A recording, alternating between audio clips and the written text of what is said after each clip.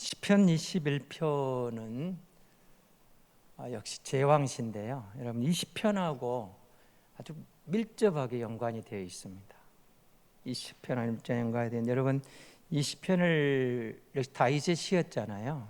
근데 전쟁에 나가기 전에 하나님 도와주십시오. 이 전쟁을 하나님이 도와주셔야 됩니다. 라고 전쟁에 나가면서 기도했던 다윗의 시, 제왕의 시가 이 시편이었습니다. 21편은 같은 제왕시인데 그 기도가 응답된 거예요. 전쟁에 승리를 거둬요. 하나님께 이렇게 나가, 하나님 감사합니다. 우리 기도를, 아니 나의 기도를 들으셔서 내가 전쟁에 이겼습니다. 감사합니다. 내가 전략이 좋아서 그런 게 아니고 우리 군대가 힘이 세서 군대가 많아서 된 게 아니고 하나님께서 이 승리를 주셨습니다. 하나님이 기도에 응답해 주셨습니다. 하나님 감사합니다. 우리 1절 한번 보실까요? 1절을 보십시오. 여호와여, 왕이 주의 힘으로 말미암아 기뻐하며 주의 구원으로 말미암아 크게 즐거워하리이다. 그러니까 하나님 감사합니다. 승리했다는 거죠. 야훼 하나님. 여러분, 하나님이 힘입니다. 하나님이 구원입니다. 그래서 그 하나님을 이야기하면서 기뻐하고 즐거워합니다. 그래서 1절이 시편 21편 전체를 아우러 가고 있는 거예요. 하나님, 왕이 주님의 힘으로 기뻐합니다. 왕이 주님의 구원으로 크게 즐거워합니다. 여기 나와 있는 그 힘으로 기뻐하고 즐거워하는 것. 자, 주님의 힘이 나와요. 그리고 주님의 구원이 나오죠. 이게 승리했다 그 말입니다. 그러니까 하나님, 내 기도를 들어주셔서 감사합니다. 전쟁에 승리했습니다. 하나님의 은혜입니다. 이 말이죠. 자, 2절입니다. 그의 마음의 소원을 들어주셨으며 그 입술의 요구를 거절하지 않으셨습니다. 왕의 소원이 있어요. 여러분, 이때 왕의 소원이 뭘까요? 다른 때는 우리가 잘 알기 어렵겠지만 이때 왕의 소원은 사실은 우리 주일 학생들도 유추해 볼 수 있는 답이 나올 수 있죠. 전쟁에 나가면서 뭘 소원했겠어요? 이 전쟁에서 승리하고 돌아오기를. 그렇죠? 여러분, 전쟁은 그때나 지금이나 생명을 걸고 하는 거지. 그렇죠? 전쟁은 장난이 아니에요. 전쟁이 일어났다고 하면 이게 참 못된 짓이죠. 사람을 많이 죽여야 영웅이에요. 사람을 죽이는 것이 정당화되는 것이 전쟁 아닌가요? 평소에 사람을 죽이면 살인죄로 잡아가요. 근데 전쟁터에서는 사람을, 적군을 많이 죽이면 영웅이 돼요. 그렇죠? 어쨌든 상대방을 많이 죽이고 이겨야 그 사람이 전쟁의 영웅이 돼서 개선 용사가 되는 거예요. 그때나 지금이나 똑같아요. 이 전쟁이 일어나면 안 돼요. 여러분, 이 땅에 전쟁이 일어날 때 기도하셔야 돼요. 아무리 우리가 이념 대립을 하고 진보니 보수니 싸워도 대한민국에 한번 전쟁이 다시는 일어나면 안 돼요. 하나님, 통일을 주시되 평화 통일을 주십시오. 전쟁 끝에 통일이 이루어지면 그게 또 얼마나 비참하겠어요. 비참하죠. 전쟁은 그때나 지금은 똑같아요. 왕의 소원이 뭐였겠어요? 하나님, 드디어 우리가 전쟁터에 나가야만 됩니다. 적들이 쳐들어왔습니다. 나의 소원은 이 전쟁에서 무사히 승리하고 살아 돌아오는 것입니다. 라고 강구하는 거예요. 그게 20편이었잖아요. 소원을 하려는 거죠. 그러니까 그 소원을 했더니 어떻게 되세요? 하나님께서 그 소원의 기도를, 간구를 들으셔서 승리를 주셨다는 거죠. 여러분, 우리 하나님이 얼마나 멋있는 하나님이에요. 그 20편 4절 한번 보실래요? 시편 20편 4절에 보시면 내 마음의 소원대로 허락하시고 내 모든 계획을 이루어 주시기를 원하노라. 전쟁에 나가면서 기도하는 가운데 다윗이 한 말이죠. 자기 마음의 소원인 너의 계획을, 전쟁의 승리를, 우리의 전술이 이길 수 있기를, 내 앞날의 계획이 이루어지길 원하노라. 여러분, 우리의 소원하는 것들이, 우리의 계획하는 것들이 하나님의 뜻 안에서 성취되는 것을 글쎄요, 일주일에 한 번만 한 달에 한 번만 제대로 볼 수 있다면 얼마나 오지겠어요. 좋죠. 죄송합니다. 여러분 매일 경험하시죠? 여러분은 매일 경험하시는데 제가 목사지만 일주일에 한 번만 그런 걸 경험해도 좋겠다 그럴 때가 있어요. 어떤 때는 한 달에 한 번만이라도 정말 하나님이 내 마음의 소원을, 내 마음의 계획을 이루어지시는 것을 경험해 본다면 좋겠다 그럴 때가 있어요. 때로는 한없이 하나님이 침묵하실 때가 있거든요. 하나님이 침묵해요. 하나님 왜 이러십니까? 그럴 때가 있어요. 그런데 다윗은 그걸 너무 빈번하게 경험하는 거예요.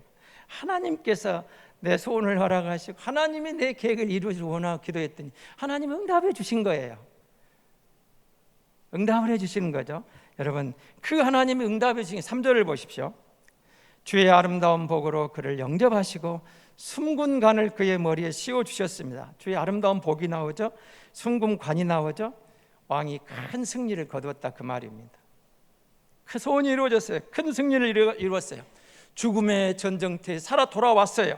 그리고 이제 하나님 감사합니다 라면서 4절 그가 생명을 구하며 주께서 그에게 주셨으니 곧 영원한 장수로서이다. 생명을 구했더니 돌아오게 하실 뿐만 아니라 장수까지도 선물로 주신 거죠. 물론 여러분 왕이라고 영생할 수 있는 건 아니죠.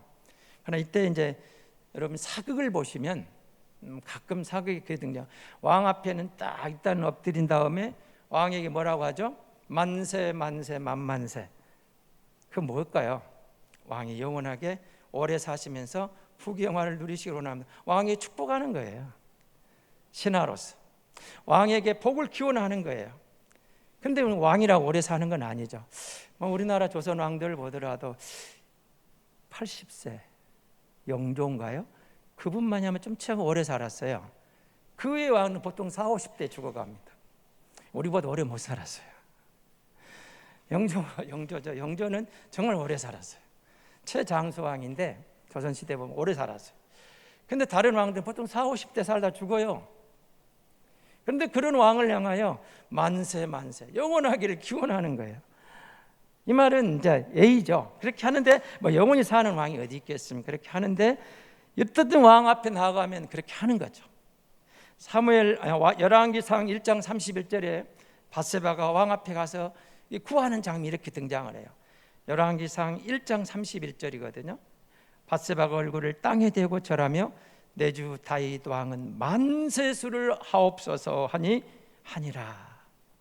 사실은 지금 다윗이 늙어가지고 죽어가고 있잖아요. 다음 왕을 만들어야 돼요. 상황이 그런 상황이에요. 그런데 그 앞에 와서 뭐라고요? 절을 한 다음에 만세수를 하옵소서 영원히 사십시오. 이게 지금 사실은 들어온 이유가 있죠. 내 아들을 솔로몬을 왕 삼아 주세요. 그러려고 왔는데 여러분 그렇게 하면 안 되는 거죠. 근데 그게 예의죠. 왕의 장수를, 왕의 만세를 구하는 거예요. 왕이 오래 살기 원합니다. 예법이라는 게 있잖아요. 사람이 동물과 다른 것은 예의를 하는 거예요. 예의가 있는 것. 그리고 은혜를 하는 거예요. 은혜를 한다는 것. 누군가 내게 그 은혜를 기억하고 사는 것. 은혜를 기억하고 사는 것. 제가 어제 마음이 좀 그래서 제 어머니하고 오랜만에 영상통화를 했어요. 그랬더니 제 어머니가 딱 알아보면서 우리 목사 아들 그러면서 옆에 있는 간호사에게 이런 말을 해요. 대화가 안 되죠. 삼자가 귀가 안 들리시니까. 목사야, 우리 아들인데 목사한 게 말 함부로 하면 안 돼. 그러면서 반말하면 안 돼. 좀 죄송하더라고요. 진짜 그랬어요. 엄마 모시고 싶은데 정말 마지막 한번 모시고 싶은데 못 모셨어요. 그분이 삶은 얼마나 살겠어요. 정말 모시고 싶은데 근데 그 어머니 저를 바로 알아봐요. 우리 넷째 아들. 그 옆에 있는 간호사에게 목사야, 목사니까 말을 반말하면 안 돼. 엄마 괜찮아, 반말해도 돼. 부모에 대한 자식의 도리를 할 수 있는 거. 여러분 부모와 자식 간의 문제만 그럴까요? 내가 여기 있는 것이 바울이 나의 나등 하나님 은혜라는 말을 쓰잖아요. 우리 하나님의 은혜도 있지만 내가 여기까지 오는 많은 사람들의 은혜를 입고 내가 여기에 있다는 거예요. 은혜를 잊으면 안 돼요. 그게 인간이에요. 그리고 사람은 항상 넘어서는 안 될 선이라는 게 있는 거예요. 그걸 넘어가면 안 되는 거예요. 넘어가면 반드시 후회해요. 그때는 속이 편할지 몰라도 선을 넘으면 나중에 반드시 후회합니다. 그게 인간이에요. 하나님이 우리에게 주신 고귀한 성품 중에 하나예요. 양심의 가책이 느껴지는 거예요. 그 선을 넘어갔을 때 사람의 도리, 신하의 도리, 왕이여 만세수를 하옵소서, 왕이 영원히 살기를 원합니다. 이런 표현을 트면서 왕이 장수하기를 원합니다. 신하의 도리죠. 죽어가는 왕을 향해서도 장수하기를 원합니다. 만세수를 원합니다. 그리고 그 속에는 왕의 자손이 번성하기를 원합니다. 왕의 자손이. 여러분 조선 그 드라마를 보서 왕조실록을 쭉 이러면 그 고전을 보실 때 늘 느끼는 게 있죠. 후궁이라도 왕자를 낳으면은 뭐가 돼요? 신분의 격상이 일어나요. 격상이. 만에 하나 그 아들이 왕이 되면, 왕의 어머니가 되면 최상에 올라가 그러죠. 궁에서 또 왕의 모후가 돼요. 모후. 그렇게 여러분 왕의 후손들이 사실은 드물어 많지 않아. 그러나 왕이 장수하기를 원합니다. 왕이 번성하기를 원합니다. 그렇게 고백하면서는 5절을 보십시오. 5절에 뭐라고 나와 있죠?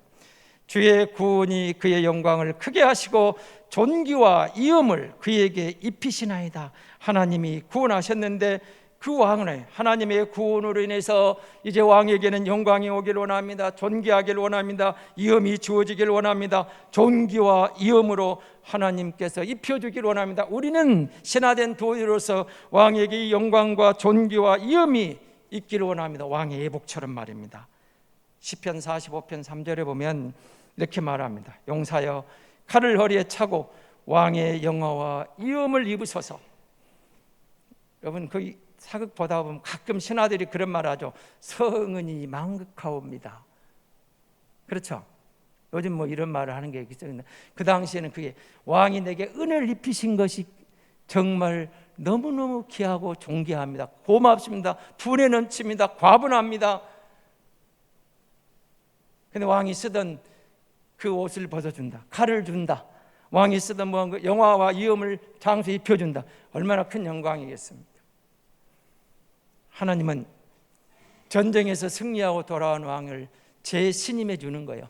확인해 주는 거예요. 그리고 하나님으로부터 영원한 복을 받고 그분의 임재 가운데 크게 기뻐하고 즐거워합니다. 6절입니다. 그가 영원토록 직한 복을 받게 하시며 주 앞에서 기쁘고 즐겁게 하시나이다. 즐겁고 기쁘게 하시나이다. 하나님이 구원하셨습니다. 왕이 복을 받았습니다. 구원이 임하여 온수들을 물리쳐 주셨습니다. 이제 그 은혜로 주님의 힘이, 주님의 임재가, 1절에 주님의 힘이 나왔죠. 6절에 주님의 임재가 나와요. 여호와의 임재 안에서. 여러분 코로나 시기에 힘드시죠? 힘들 수 있어요. 그런데 말입니다. 힘들 때 제가 오늘 제목을 그렇게 잡았잖아요. 왕이 여호와를 의지하오니. 그럼 우리가 누구예요? 왕 같은 제사장이죠. 여러분이 누구예요? 예수 믿는 사람이에요. 우리가 예수 믿는다는 것은 이렇게 바꿔보는 거죠. 이 상황에서 이름에도 불구하고 내가 여호와를 의지합니다. 나는 여호와를 의지합니다. 나는 여호와를 소망합니다. 나는 여호와를 바라봅니다. 그렇게 나가는 거예요. 주님의 임재가 내게 임하면 어때요? 두려울 게 없죠. 자, 7절을 같이 보겠습니다. 7절은 같이 읽습니다. 왕이 여호와를 의지하오니 지존하신 이의 인자함으로 흔들리지 아니하리이다. 왕이 여호와를 의지하오니, 내가 의지했더니 여호와 인자하심이 내게 승리를 주셨다는 거죠. 하나님의 백성과의 관계에서 우리가 하나님을 의지했더니 하나님의 인자하심이 내게 임했다는 거예요. 그랬더니 하나님을 나는 절대 신뢰합니다, 절대 의지합니다, 절대 바라봅니다, 이렇게 나가는 거죠. 여러분, 우리가 하나님을 절대 의지할 수 있는 근거가 성경에 있잖아요. 자, 여러분, 퀴즈 하나를 드리겠습니다. 초등학교 다니는 아들이 그 반에 목사 아들하고 주지승 아들하고 같이 반이 되어서 짝이 되었습니다. 누가 더 공부를 잘할까요?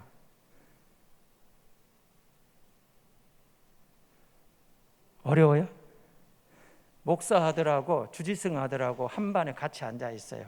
누가 더 공부를 잘할 것 같아요? 목사님 아들이요? 공부 열심히 하는 사람이 그러죠. 여러분, 우리가 예수 믿으면서 가끔 착각할 때가 있어요. 하나님 그냥 무조건 막 나에게 복을 주시고 저 사람은 예수 안 믿으니까. 그렇지 않아요. 여러분, 창세기를 보시면서 분명히 아브라함에게는 아들이 몇이 있었어요? 우리 8명이나 있어요. 그런데 아브라함의 믿음의 아들 사라의 아들은 이삭 하나예요. 이스마엘도 갓딸이, 나중에 태어난 6명의 아들도 갓딸이에요. 사실은 언약 밖에 있어요. 그런데 주목해 보셔야 돼요. 하나님이 이삭에게 언약의 뿌리를 쭉 내려주시지만 나머지 이스마엘에게, 그리고 또 6명의 아들에게도 뭘 줘요? 민족으로 앞날에 복을 주셔요. 언약 밖에 있다고 방치해버리거나 아니면 망하게 놔두는 게 아니고 그들의 앞길에도 복을 주고 계시는 보셔야 돼요. 이게 여러분 자연은총이에요. 하나님은 예수 안 믿는 사람들에게도 자연은총을 똑같이 베풀어 주세요. 근데 우리는 이 특수은총, 특별 계신 성경의 말씀을, 하나님의 말씀을 믿을 수 있는 마음이 열렸어요. 이 말씀을 하나님이 계시구나, 하나님이 창조주구나, 나는 피조물이구나, 이걸 꼭 느끼는 거예요. 피조물이 뭐가 되려고 그래요? 기회만 주어지면 하나님 되려고 그래요. 돈이 많으면 돈을 의지해, 권력이 있으면 권력을 의지해서, 지위가 높으면 지위를 높인 거예요. 왕이 되면 내가 신이야. 여러분, 역사에 그런 신들, 왕들이 얼마나 많아요. 로마의 왕들이 자칭 신이 되잖아요. 내가 신이 돼요. 사람이 신이 돼. 근데 여러분, 일계명을 꼭 기억하셔야 돼요. 너는 나 외에 다른 신을 두지 말라. 하나님 한 분, 창조주 하나님. 네가 아무리 이쁘고 아무리 잘나고 아무리 똑똑하고 아무리 공부 잘하고 아무리 유명하고 아무리 권력을 쥐어도 너는 피조물이야. 이건 놓치면 안 돼.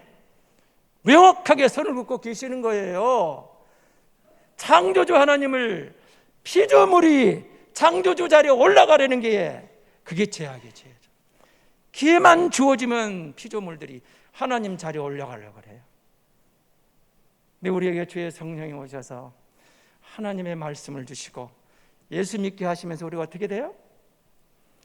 그런즉 누구든지 그리스도 안에 있으면 새로운 피조물이라. 이전 것은 지나갔으니 보라 새 것이 되었다. 고린도서 5장 17절에 바울이 선언하는 게 있죠. 너는 피조물도 아니야, 피조물이야. 그런데 피조물이 타락해버렸어. 희망이 없어. 그가 오셔서 우리를 새롭게 재창조해 주신 거예요. 어느 한 부분 뜯어 고친 게 아니에요. 그리스도 안에 우리를 새롭게 창조해 주셨어요. 새로운 피조물로 완전히 바꿔버린 거예요. 우리는 그리스도 안에 새로운 피조물이에요. 재창조되었어요. 예수 안에서 예수 그리스도의 보혈로, 주님의 은혜로 새로운 피조물로 새 사람이 됐어요. 새 사람, 새 사람이에요. 새 사람. 이전 것 끝났어요. 이전 것 지나갔어요. 이전 것 말짱 끝났는데 왜 다시 그걸 끄집어내가지고 인본주의로, 인간적으로, 인간의 방법으로, 인간의 생각으로 그 자리를 다시 도전하냐, 그거죠. 새로운 피조물, 새 창조물이 되어버렸어요. 예수 안에서 100% 하나님이 바꿔버린 거예요. 너는 새로운 피조물이야. 옛사람이 아니야. 너는 새 사람이야. 그럼 예수 믿는다는 것은 그런 거죠. 왕이 여호와를 의지하오니 내가 예수 믿어 새 사람 되어 하나님을 의지합니다. 내 영혼아 잠잠히 여호와만 바라라. 여러분, 우리 안에 옛 성품이 우리를 계속 요동치게 하려고 그래요. 옛 성품이 우리를 계속 휘저으려고 할 때마다 나는 예수 안에 새로운 피조물이야. 나는 예수 안에 새롭게 창조된 사람이야. 나는 새로운 사람이야. 옛것은 지났어. 옛날에 그거 있었지. 나도 그럴 수 있어. 옛 성품, 옛 사람, 옛 차, 예수 안에 죽어버렸어요. 새롭게 탄생했어요. 재창조됐어요. 이걸 놓치면 안 돼요. 내가 여호와를 의지합니다. 왕이 여호와를 의지하오니 하나님이 승리를 주신 것처럼 내가 여호와를 의지했더니 하나님이 승리를 보장하시더라. 지금 이 말하고 싶은 거죠. 이 시편을 기록한 다윗의 마음, 이걸 기록한 시인의 마음. 하나님을 의지했더니 하나님께서 인자하심을 베푸셨어요. 주의 인자하심, 주의 자비로우심, 주의 긍휼. 성도는 이거 없이는 못 사는 사람이에요. 제잘날 맛에 사는 사람이 아니에요. 주의 은혜로 삽니다. 나의 나된 것은 하나님의 은혜입니다. 내가 여호와를 의지했더니 하나님이 내게 인자하심을 보이셨다. 인자하심을 드러내셨다. 그 인자하심이에요. 그럼 여러분 이제 8절을 보십시오. 왕의 손이 왕의 모든 원수들을 찾아내며 왕의 오른손이 왕을 미워하는 자들을 찾아내리로다. 1절에서 6절은 전쟁의 승리에서 돌아왔어요. 돌아왔으니까 이제 승리가 과거가 됐잖아요. 7절은 지금 현재 상황이에요. 내가 주를 의지합니다. 하나님이 베푸실 겁니다. 8절부터는 이제 뭐가 될까요? 이제 내 앞날은 그 말입니다. 하나님을 신뢰하면 하나님 손에 있습니다. 하나님께서 왕의 손을 강하게 하시고 왕에게 지혜를 주셔서 능력을 주셔서 원수들을 물리쳐 주실 것을 보는 거예요. 9절입니다. 왕이 노하실 때 그들을 풀무불 같게 하실 것이라. 여호와께서 진노하사 그들을 삼키리니 불이 그들을 소멸하리로다. 불이 나와서 그들을 소멸하다. 그래 어디까지 간가 보십시오. 10절입니다. 왕이 그들의 후손을 땅에서 멸하며 그들의 자손을 사람 중에서 끊으리로다. 하나님이 진노하시니까 원수들을 소멸해 버리는 거예요. 원수들을 끝장내 버리는 거예요. 어디까지? 그의 후손들이 끝나버려요. 너만 승리가 보장된 게 아니고 너의 후손들에게도 내가 승리를 보장하마. 여러분 오늘 집에 가시면 제가 가끔 숙제를 하나씩 드리는데 사무엘하 7장을 꼭 한번 읽어보십시오. 거기 보면 다윗의 기도가 나옵니다. 다윗의 기도.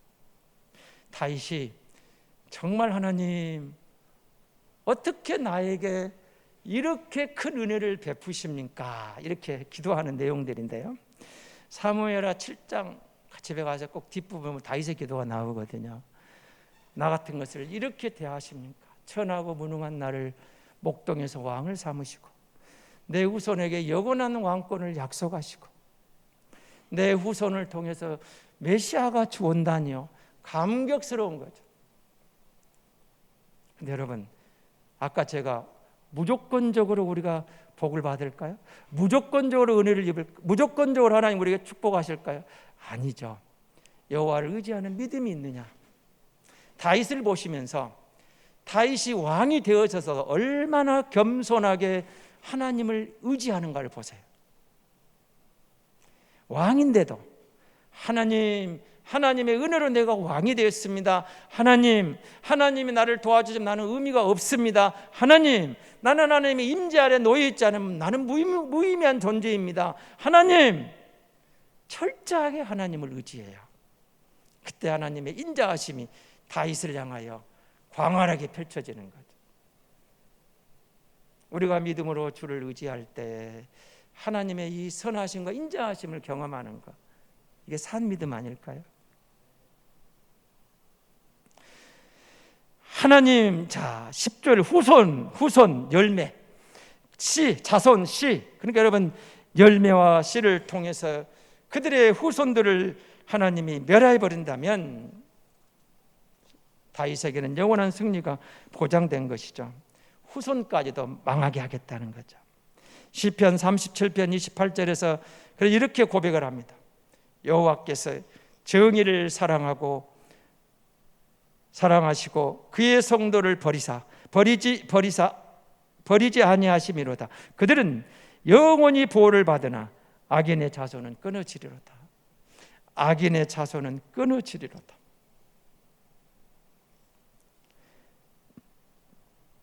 여러분, 왕은 하나님의 심판을 집행하는 도구죠. 이 땅의 권력자들, 힘 있는 자들이 때로는 악인까지도 하나님의 심판을 실행하는 도구가 될 수가 있어요. 그런데 하나님은 그런 사람들을 통해서 이 땅에 인간의 정의를 실현해 가시는 거예요. 하나님의 정의. 자, 11절을 보십시오. 비록 그들이 왕을 해하려 하여 음모를 꾸몄으나 이루지 못하도다. 지금 전쟁에 승리했지만 항상 앞날에 다윗 앞에 그냥 평탄대로만 있는 게 아니잖아요. 원수들이 등장을 또 해요. 계획을 꾸며요. 그러나 그들이 뜻을 이루지 못해요. 왜? 하나님이 그를 보호해 주시거든요.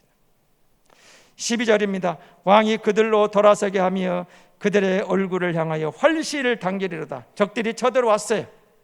그들을 잡아가지고 활을 쏠 수 있는. 여러분, 묶어놓고 돌아서서 활을 당기고 활을 쏘면 어떻게 될까요? 죽는 거죠. 원수들을 깨끗하게 처치해 버린다는 거예요. 그들의 계획이 이루지 못해요. 하나님이 역사하는 가운데 원수들을 물리쳐 주시는 거예요. 시편 우리가 2편 1절에서 봤던 말씀이 있죠. 기억하시겠습니까? 시편 2편 1절에 어찌하여 이방 나라들이 분노하며 민족들이 헛된 일을 꾸미는가. 우리가 아무리 이리저리 분노하고 계획을 세우고 뭘 작전을 잘 짜도 하나님이 불면 끝나는 거예요. 끝나는 거예요. 원수들이 왕을 이기지 못할 것입니다. 그 이유가 분명합니다. 그것은 하나님께서 왕을 지켜주시기 때문이죠. 그래서 저들을 분명히 멸망시킬 수 있도록 하나님이 지혜를 주실 거라는 거죠. 그리고 13절 다시 한번 같이 읽어볼까요? 마지막 절입니다. 여호와여 주의 능력으로 높임을 받으소서. 우리가 주의 권능을 노래하고 찬송하게 하소서. 여러분 7절하고 한번 비교해서 읽어보시기 바랍니다. 왕이 여호와를 의지하오니 지존하시니 인자함으로 흔들리지 아니하리이다. 여호와여 주의 능력으로 높임을 받으시고 우리가 주의 권능을 노래하고 주의 능력이 나옵니다. 주의 권능이 나옵니다. 하나님의 능력과 권능에서 왕의 승리가 왔다는 거예요. 다시 확인하는 거죠. 내가 아닙니다. 주님의 능력이었습니다. 1절에 주의 힘이었다는 거죠. 주님의 힘이 나와요. 마지막 절에 주의 능력이 나와요. 같은 단어입니다. 반복해요. 뭘 하려고? 히브리어를 보면 끝에 마지막 절, 처음과 끝에 뭐 숨이 쌍관법이라고 그러거든요. 그렇게 해가지고 강조를 해요. 주님의 힘, 주님의 능력. 이 승리는 주님의 힘이었습니다. 주님의 능력이었습니다. 그래서 이제 이걸 깨닫고 나니까 어떻게 돼요? 승리한 왕의 군사적 능력이 아니라 왕의 지위가 아니라 하나님이 주시는, 하나님을 신뢰하고 하나님을 의지했더니 하나님이 주신, 한마디로 전쟁은 하나님께 속한 것을 다시 한번 깨달은 거죠. 사무엘상 17장 47절에서 이런 고백을 하는 거죠.